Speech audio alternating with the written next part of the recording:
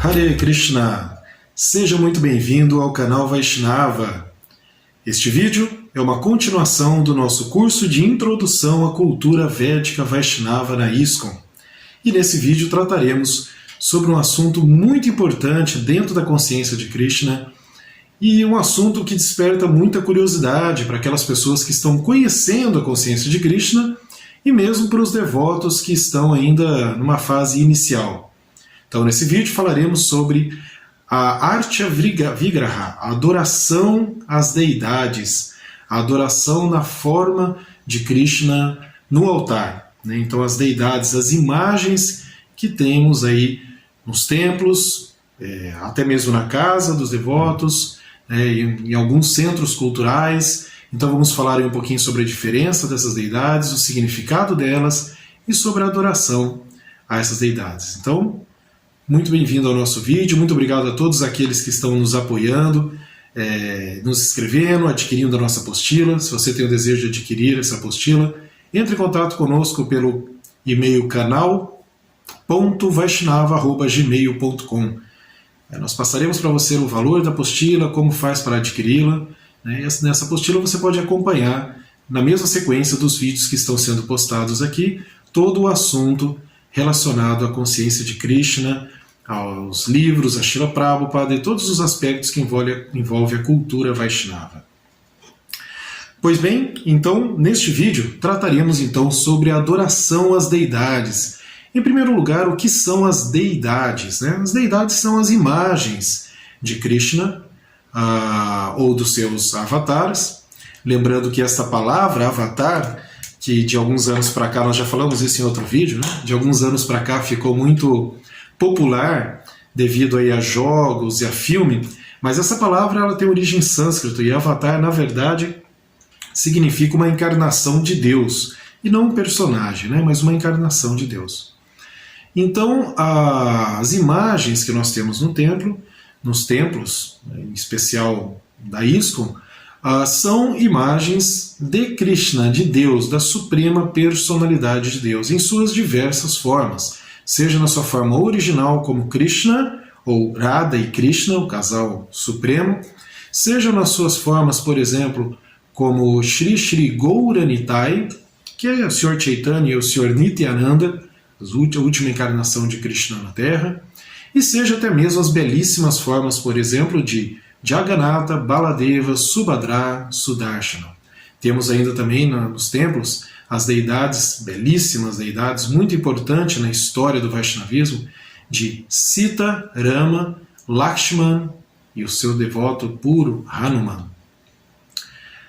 Dentre outras imagens, dentre outras formas de Krishna que eventualmente podem ter no templo, mas o mais comum são essas. Em especial na ISKCON é muito comum, nós temos um altar onde tem Radha e Krishna no meio, normalmente do lado esquerdo, para quem está olhando, normalmente do lado esquerdo Gauranitai, do lado direito Jagannatha, Baladeva e Subhadra.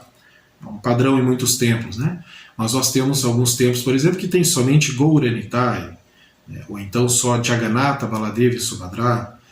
De qualquer forma, são imagens de Krishna, são imagens de Deus. E por que ter essa imagem?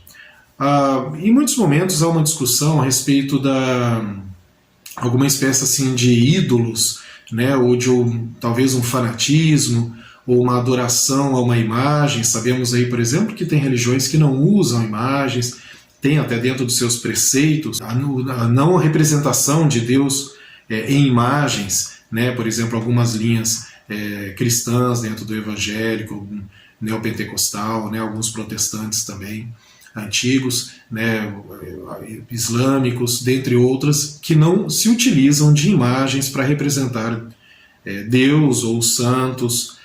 Não é o caso do Vaishnavismo. Nós temos uma relação pessoal com Deus. Nós somos personalistas, ou seja, temos uma relação pessoal com Deus. E entendemos Deus como uma pessoa suprema, a personalidade suprema. Por isso que muitas vezes você vai encontrar, por exemplo, nos livros de Srila Prabhupada, a palavra assim, Krishna, a suprema personalidade de Deus. Então essa relação pessoal, ela requer um reconhecimento de quem é essa pessoa. Como você vai amar a Deus, como você vai ter uma relação pessoal, uma relação íntima, uma relação, seja ela de servo, de amizade, de parente, como pai ou filho, ou seja até mesmo de um amor supremo. Todas essas formas descritas nos Vedas é uma relação pessoal, é uma relação direta. Direta no sentido de que você sabe quem é Deus, porque mesmo dentro do Vaishnavismo você passa por uma sucessão discipular, né? Através do mestre espiritual. Mas você tem essa relação também para com Deus diretamente. Então a representação da imagem se faz muito significativa dentro da cultura Vaishnava. Outro aspecto inicial interessante é que nos próprios Vedas, por exemplo, no Srimad Bhagavatam, há descrições minuciosas, detalhadas, de como é Deus, o que é um aspecto muito interessante dentro da cultura védica. Não se encontra isso em outros livros sagrados, não é comum se falar sobre isso muitas vezes em algumas traduções religiosas, mas afinal de contas, como é Deus? De que forma Deus é? Como podemos entender Deus em sua representação como uma pessoa suprema, uma energia? Se é uma pessoa, como ele é? Né? Então isso se faz muito interessante e é representado então na imagem, aonde nós podemos então ver quem é Deus, como ele é. Claro, essa imagem ela não é uma imagem inventada, uma imagem assim criada a partir da mente humana, mas ela é baseada nas descrições contidas nos Vedas e em especial, né, o Srimad Bhagavatam, e essas descrições inclusive são a base para os quadros. Talvez muitos de vocês que estejam assistindo os nossos vídeos já tenham se deparado com imagens em quadros, até mesmo em camisetas, nos devotos, às vezes um adesivo, alguma coisa assim, sempre tem muitas imagens. Todas essas imagens não são inventadas, não são tiradas assim da cabeça, do imaginário humano, mas são baseadas nas descrições. O próprio Krishna, ele, Deus, originalmente, na sua forma original e não como um avatar, como aconteceu em outros momentos, mas ele na sua forma original, segundo a literatura sagrada védica, esteve presente neste planeta Terra há cerca de 5.200 anos atrás, aproximadamente, na região onde hoje conhecemos como Índia. E muitas descrições foram deixadas relatando as suas atividades, ensinamentos e, claro, a sua aparência, a sua imagem. Então, é muito interessante. Mais um aspecto muito interessante também do porquê dessas deidades, quem são essas deidades, porquê das imagens no templo. O próprio nome dado por Srila Prabhupada, vamos começar assim, que é Consciência de Krishna, ou Sociedade Internacional para a Consciência de Krishna, é a tradução da sigla ISKCON, em inglês, traduzindo para o português é isso. Então a consciência de Krishna requer essa lembrança de Krishna, essa lembrança de Deus, essa consciência de Deus, lembrar-se de Deus, amar a Deus. Então, ao ver, ao reconhecer, é muito mais fácil de lembrarmos, de mantermos a consciência de Deus. Porque manter a consciência de Deus e manter a consciência de seus ensinamentos são coisas um pouco diferentes. O nome de Deus não é diferente dele, assim como os seus ensinamentos não são diferentes. Mas há um aspecto de personalidade, de personalismo, de intimidade, talvez até por que não dizer de aproximação para com Deus, quando lembramos também, além dos seus ensinamentos e os seus nomes sagrados, também da sua forma, da sua beleza, da sua imagem. Um outro ponto muito importante a respeito do significado das deidades no templo. Quem já presenciou também as atividades, os festivais, por exemplo, os rituais num templo Vaishnava, por exemplo, num templo da ISKCON, já deve ter percebido que as deidades são trocadas de roupas. Essas imagens, elas não são imagens, como podemos dizer assim, já vestidas, né, mas elas são roupas que são colocadas diariamente. Existem as oferendas de alimentos, flores, guirlandas, joias, etc. Por quê? Por que fazer isso?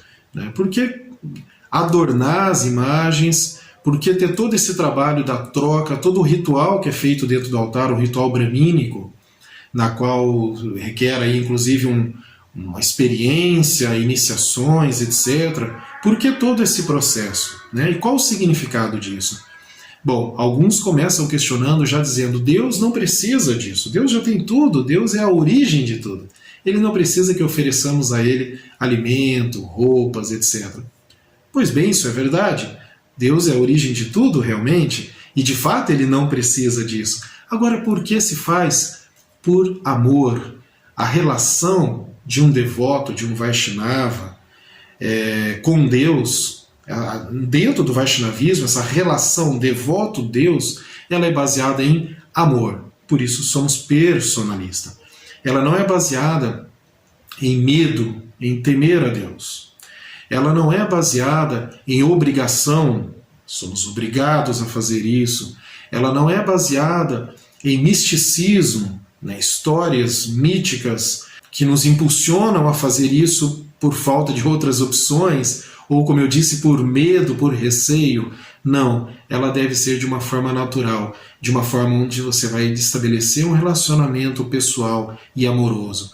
Então, essas oferendas que são feitas para as deidades, com flores, alimentos, a troca da roupa, o abano, a música, o cantar das deidades, as reverências, tudo isso é uma forma de levar amor, de mostrar amor, de estar com esse relacionamento íntimo, pessoal, em amor, em felicidade.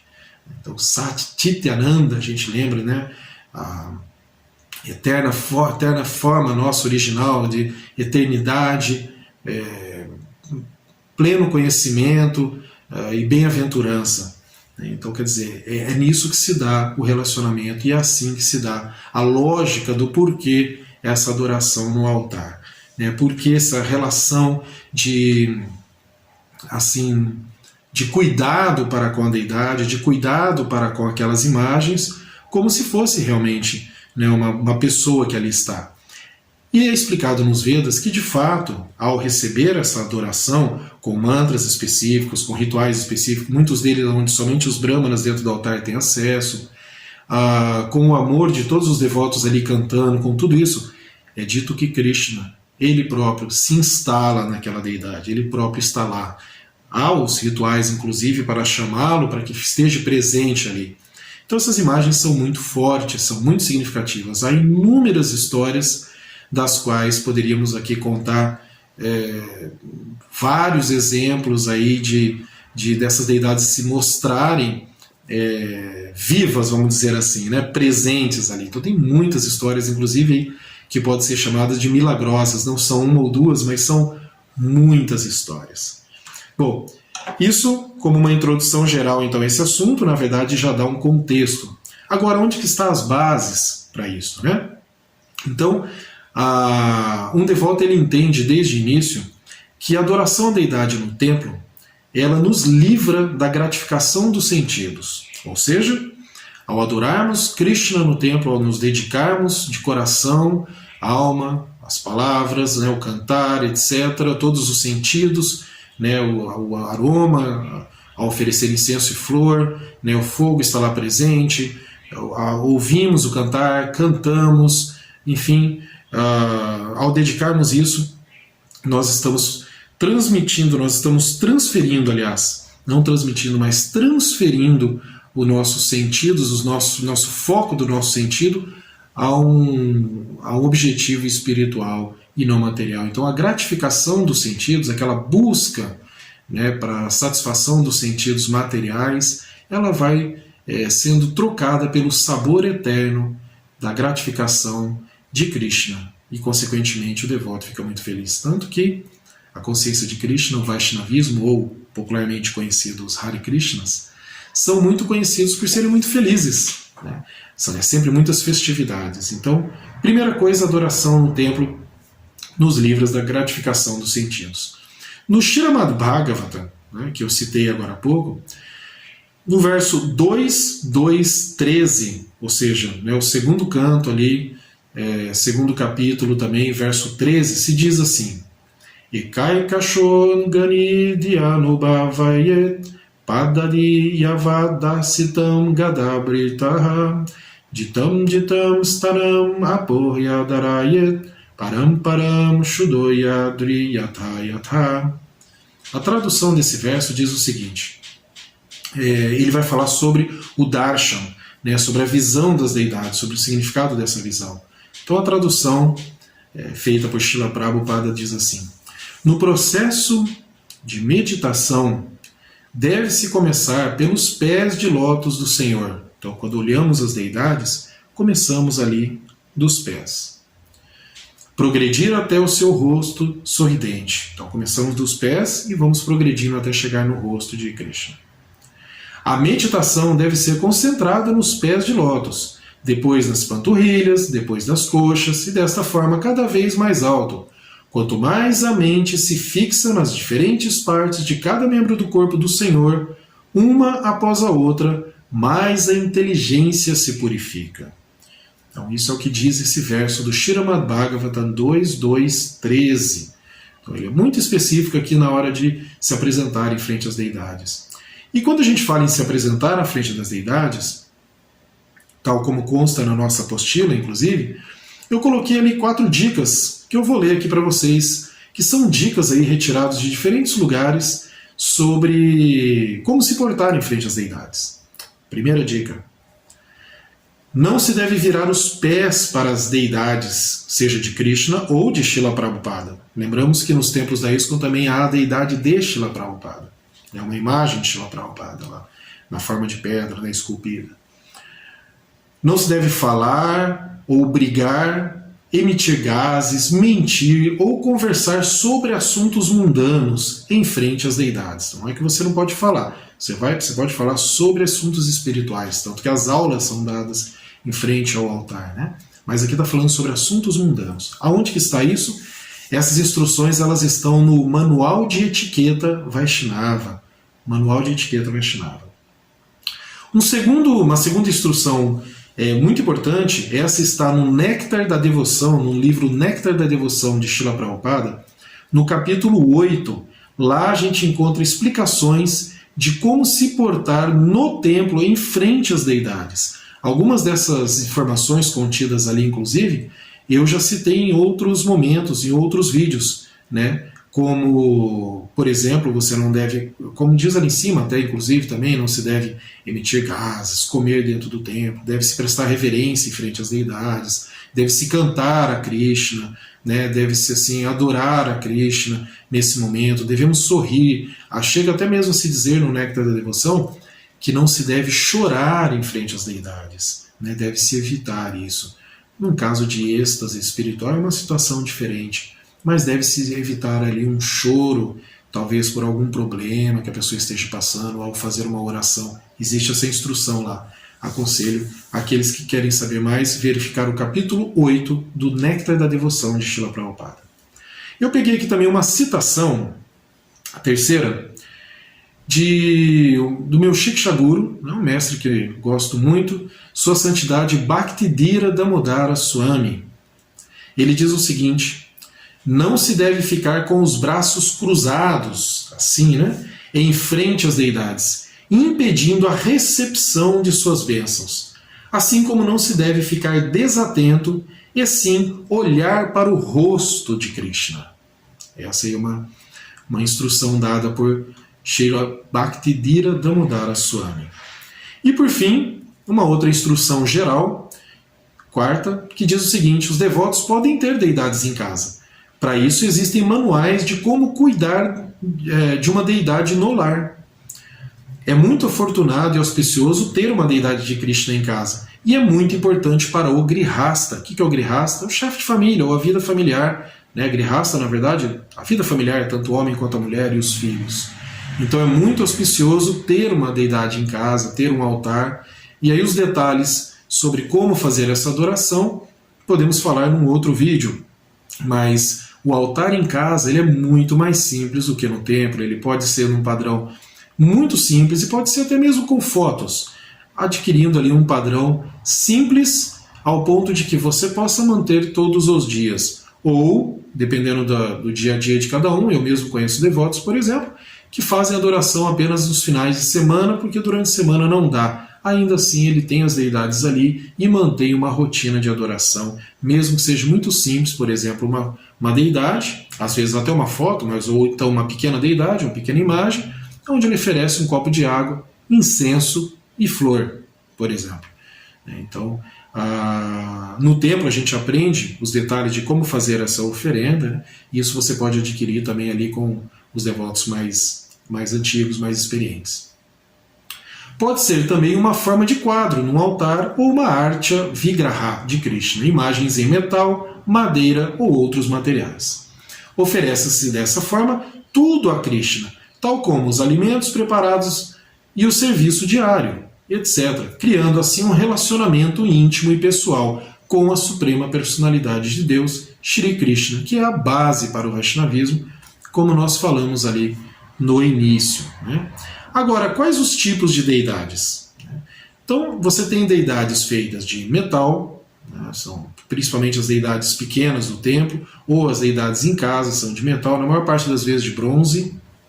Você tem algumas feitas de madeira, é mais comum Jagannatha, Baladevi, Subhadra e Sudarshana serem feitos de madeira, é um padrão da própria deidade Jagannatha, ela é de madeira, especificamente. Ou outros materiais, né, em forma de imagens em diversos tamanhos, conforme consta nas escrituras sagradas. Essas deidades, essas imagens, são feitas por artesãos especialistas e de acordo com as descrições sagradas. É uma prática de milhares de anos. Talvez alguns de vocês estejam pensando, onde eu posso adquirir essa deidade, essa imagem? E nos templos tem, né, você pode adquirir junto aos devotos, mas há a instrução de que primeiro se deve conhecer sobre a consciência de Krishna, praticá-lo, estudar os livros de Srila Prabhupada, preferencialmente, talvez até mesmo adquirir ali a primeira iniciação no devido tempo, mas o básico é ter um conhecimento sobre a consciência de Krishna antes de ter a deidade, para não cometer ofensa, não cometer erros, né? As deidades do templo da ISKCON local devem ser sempre a prioridade. Então, se a pessoa mora numa cidade onde tem um templo, ela pode ter a deidade em casa, mas a deidade lá do templo vai ser a prioridade, né? Quer dizer, ela vai dar uma atenção maior às deidades lá do templo, para um devoto membro da ISKCON, né? Naturalmente, mesmo que tenha deidades em casa. Da mesma forma, a adoração à planta sagrada Tulasi, Tulasi Devi, é muito importante no templo, assim como no lar.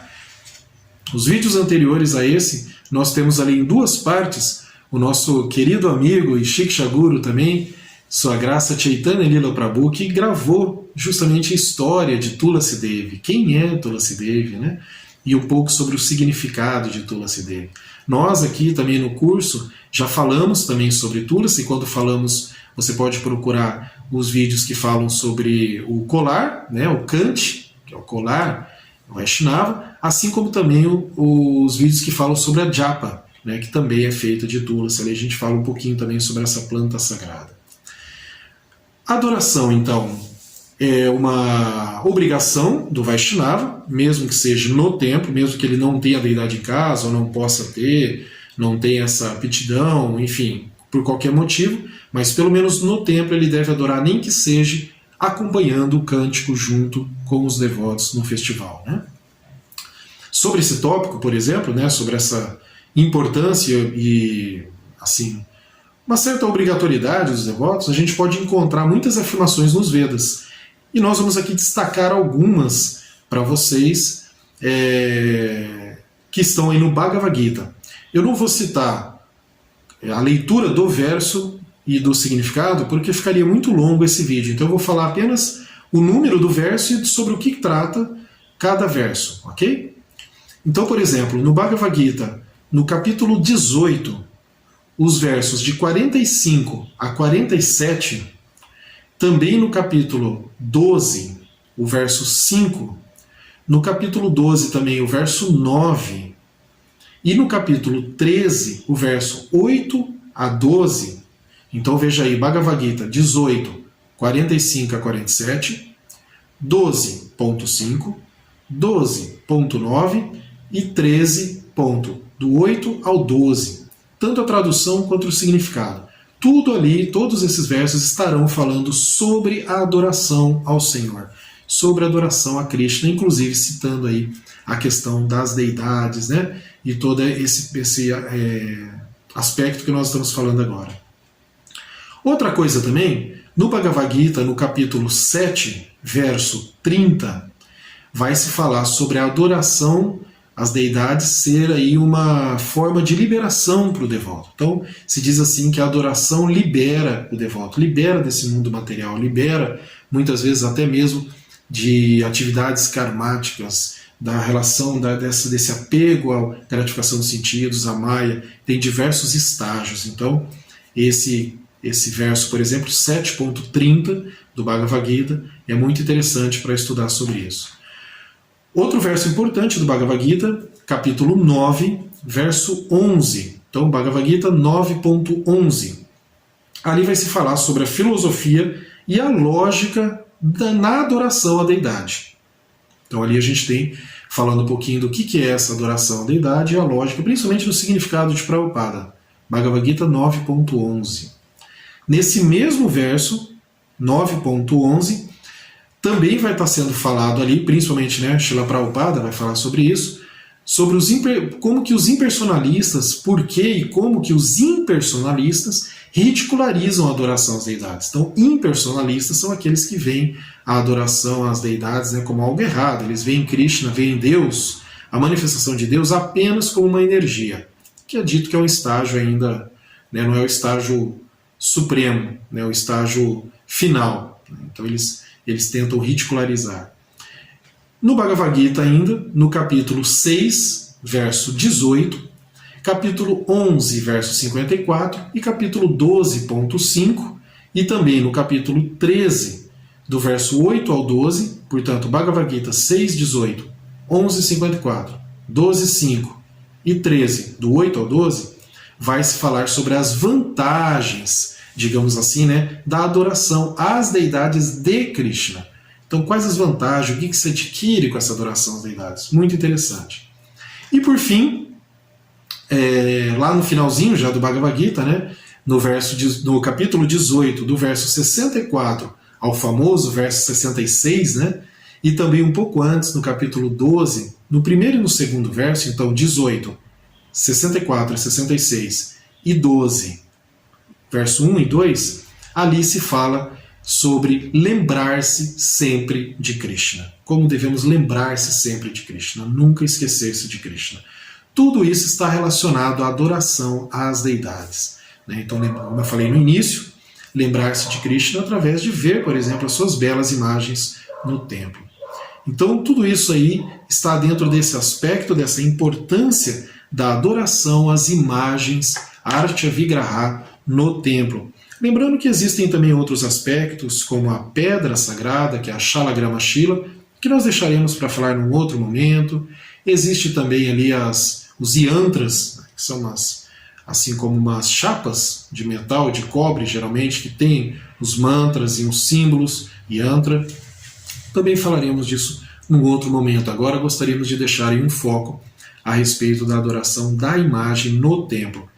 E eu termino esse vídeo, né, que ficou um pouco longo, mas é assim muito importante dentro da consciência de Krishna, dizendo o quanto é prazeroso ver as belas imagens de Krishna, e mesmo para aqueles que fazem adoração lá dentro, que tem o serviço devocional, o seva dentro do altar, o quanto isso é maravilhoso e o quanto realiza um devoto na sua relação direta com Deus. E mesmo quando faz isso em casa, no seu próprio altar. Muito obrigado para você que assistiu o vídeo até agora. Mais uma vez agradecemos a todos que estão nos acompanhando, que estão nos dando um retorno a respeito dos nossos vídeos. Se você tiver interesse em adquirir a nossa apostila, escreva para nós, canal.vaishnava@gmail.com. Agradeço a todos e agradeço também a Satimata Devidasi pelas belas edições que tem feito aqui em nosso vídeo, em nossos vídeos, né, em nosso canal. Muito obrigado. Hare Krishna, todas as glórias a Srila Prabhupada.